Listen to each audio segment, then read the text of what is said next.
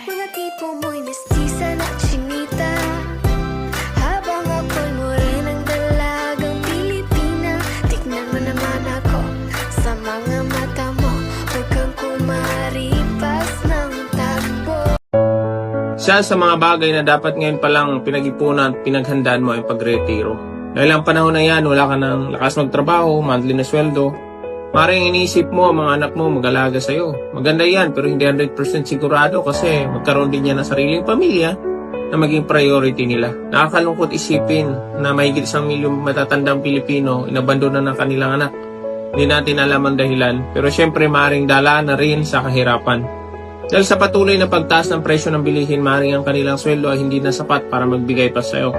Kaya mahirap umasa sa anak o sa gobyerno na iniisip mo sa pensyon mo, sapat na to. Sa pagkain pa lang na 50 pesos per meal sa turo-turo sa loob ng 20 years, kulang pa isang